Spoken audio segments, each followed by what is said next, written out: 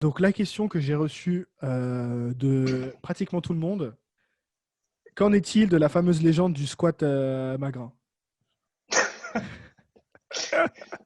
Ah, la légende du squat. Mais ça m'a fait rire quand j'ai vu ça. Mais en fait, ça, c'est Panayotis qui est un comique de l'équipe de France qui a lancé. Parce que je suis assez. Comment dire? Je suis assez chiant sur la descente en squat, hein. Je vais dire les choses crûment, mais c'est un peu ça. Background Chaque fois, d'haltéro, je c'est leur pour dis ça. non, hein, le squat magrin, c'est tu fais. De toute façon, si tu n'arrives pas à descendre, ça sert à rien de remonter si tu descends pas assez. Bah oui, parce que pas, voilà, pas de descente, pas de total au final, hein. On peut faire 300 en squat en 66. Si on n'est pas descendu assez, ça sert à rien. Donc le squat magrin, c'est que je leur ai montré deux, trois fois moi ce que j'attendais d'un squat. Et en tant qu'ancien haltérophile et qui suis Ah, encore assez voilà. souple malgré mon âge avancé, Ça, c'est le background d'haltéro, voilà, ça.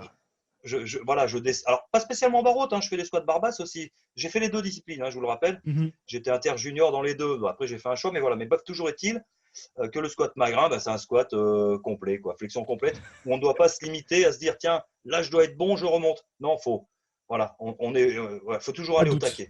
Ok. Bah, faut aller au taquet, qu'on peut, hein, on va pas non plus enfin, se dézinguer en bas, mais c'est un squat complet, ce qu'on peut appeler un squat altéro, mais pas spécialement barreau, hein. Voilà, donc le squat magrin, c'est venu de là.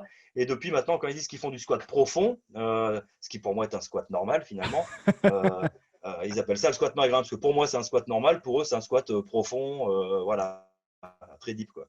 Voilà la légende. Mais c'est pas Nayotis qui a lancé ça. Alors moi, ça me fait sourire, c'est bien. Mais bon, si tout le monde pouvait prendre ça. Parce que je vois hein, sur les réseaux quand même pas mal de publications de jeunes qui arrivent sur le marché, on va dire, de la force athlétique avec des très grosses barres en squat. Je dis, il y a des choses bien, mais il manque 5 cm de descente à chaque fois, 10 cm. Donc il y a beaucoup de jeunes qui vont commencer, qui vont avoir des grosses surprises. Ça sert à rien de se limiter dans la descente, surtout quand on est en phase d'apprentissage, qu'on est jeune. Il faut toujours aller au plus bas. Toujours aller au plus bas. Parce qu'au bout d'un moment, de toute façon, on se limitera inconsciemment dans la descente.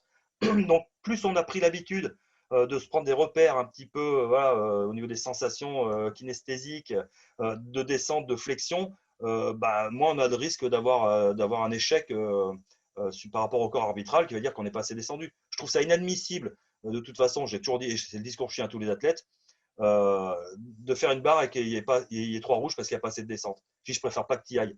Pour moi, un Mhm. squat raté, c'est un squat parce qu'il y a trop lourd et qu'on ne peut pas la faire. Point barre. Voilà, donc c'est réglé. Et puis je pense que je ne suis pas le seul coach international à tenir ce discours-là, parce que moi qui m'entends bien avec d'autres coachs, notamment le coach norvégien Dietmar, un squat, c'est un squat.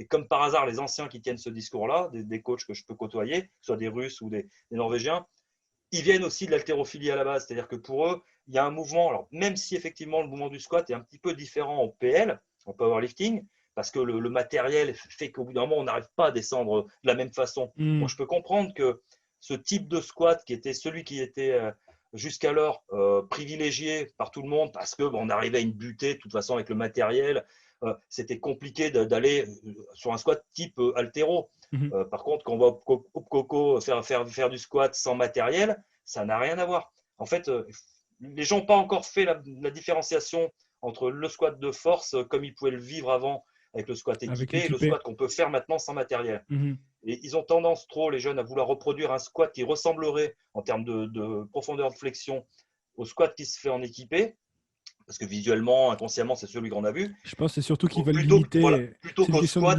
qu'on devrait faire. de limiter. Pardon? C'est une question de jouer avec la limite de l'amplitude aussi. Si vous arrivez à Ah, être mais pile poil vite fait, le problème du ça pile gagne poil quelques vite fait, kilos. c'est qu'il peut Mais être ça piégeux passe ou parce ça qu'on casse. Ça passe ou ça casse. ça passe sous sa casse et d'autre part, ça demande un effort qui, pour moi, ne serait pas le même si on se donnait la chance de jouer un petit peu sur le réflexe myotatique en arrivant en fin de flexion, comme on peut le voir en haltérophilie. Mhm. Parce que au final, on est obligé de ralentir sa descente de Ouais. façon à se dire tiens, là je suis bon. Donc on fait un effort finalement en négatif qui Mhm. serait peut-être pas le même si on allait chercher un petit peu plus de profondeur Et le où on réflexe. soit sûr de par nos sensations kinesthésiques que là on peut mettre un coup pour repartir Ouais. sans avoir à freiner une charge à outre mesure. Ouais. Alors, tout ça, effectivement, à charge à très haute intensité, il faut du contrôle, hein. Je ne dis pas de Mhm. se relâcher pour Oui, jouer oui. sur le rebond. Mais Oui, oui. malgré tout, voilà, le fait de descendre le plus bas possible, on aura toujours un repère, que ce soit l'ischio qui vient sur le mollet, que ce soit voilà, les cuisses qui touchent un petit peu la ceinture. On peut se mettre des repères qui nous permettent de nous dire, sans avoir à réfléchir, là je suis bon. Là, je suis Je n'ai pas bon. besoin de réfléchir à ma descente. Il faut Mhm. que je prenne l'habitude enfin, comment dire, de bien s'écouter, de bien ressentir jusqu'où on est bon et où on n'est pas bon. Et Quand on a des bons d'automatiser, repères, que ça devienne automatique. c'est important. Pourquoi Ouais. Corentin, il avait du mal là, ces derniers temps quand il était monté en plus de 120? C'est que morphologiquement, il avait changé. Ça avait changé ses repères corporels, ses Mhm. façons de tirer, parce que son corps n'était pas le même. Mhm. Là, il revient sur des barres avec une belle amplitude. On l'a vu au test match, c'était très bien. Parce que il revient sur un gabarit, un morphotype qui lui correspond mieux, à mon sens. Et automatiquement, Ouais. il retrouve des sensations qu'il avait quand il était champion du monde sub-junior avec des Ouais. squats qui ne posaient pas de problème. Alors que ces squats commençaient. Oui, il y avait des charges lourdes, mais à un moment, faire des charges lourdes pour ne pas descendre, ça ne sert à rien. Ouais. Donc, je pense qu'il faut trouver la juste mesure entre le squat altéro, bien entendu, où on va toucher les fesses par terre, ça, c'est pas le but en force athlétique, et de toute façon, c'est guère faisable. Mais trouver, je sais pas, chacun a un morphotype qui lui permettra de se dire, tiens là, à tel moment, je sais que je suis descendu assez.